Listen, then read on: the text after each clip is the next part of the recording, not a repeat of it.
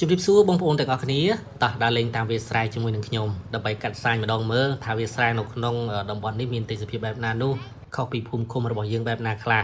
ចំពោះទេសភាពដែលស្រស់ស្អាតហើយបងប្អូនកំពុងតែឃើញនេះ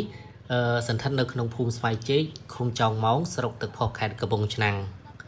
ស្របពេលដែលជារដូវវស្សាផងនោះបងប្អូនទេសភាពវាលស្រែនៅក្នុងភូមិនេះពិតជាមានសម្រស់ស្រស់ស្អាតមែនទែនដោយរុក្ខជាតិទាំងឡាយមានពណ៌បៃតងស្រស់រុក្ខជាតិដុះលូតលាស់ជ្រុងច្រាងដើមថ្នោតដែលជាអត្តសញ្ញាណខ្មែរយើងដែលមានជាច្រើនដើមកំពុងឈរយ៉ាងត្រដឹងត្រដែតព្រមទាំងមានភ្នំផងនោះបង្កើតបានជាទេសភាពមួយគួរជាទីគយគន់និងស្របពេលដែលជារដូវកាលបងប្អូនប្រជាពលរដ្ឋធ្វើស្រែទៀតនោះឃើញថាវាស្រែទាំងអស់ពុះពេញដោយដើមស្រូវទៅតែដុះរំលេចពណ៌បៃតង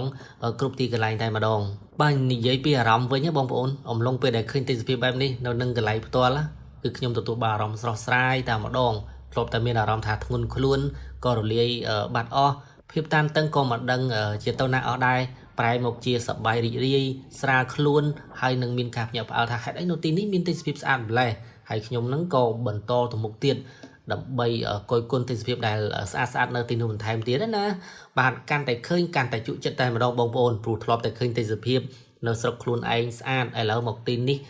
ទេសភាពក៏កាន់តែស្អាតយូរបានដើរលេងម្ដងណាដើរឲ្យណាននៃតែម្ដងមើល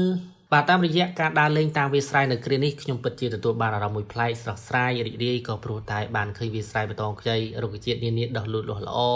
ដើមថ្នោតជាច្រើនដើមដុះត្រៀបត្រាត្រដឹងត្រដែតនិងមានភ្នំផងនោះគឺបង្កើតបានជាទេសភាពដ៏ស្រស់ស្អាតមួយដែលមាននៅទីនេះយ៉ាងណាដែរបងប្អូនបន្ទាប់ពីបានទស្សនានៅទេសភាពមួយនេះតាមរយៈវីដេអូរបស់ខ្ញុំបាទហើយសង្ឃឹមថាបងប្អូនទទួលបានអារម្មណ៍រីករាយដូចខ្ញុំដែរណា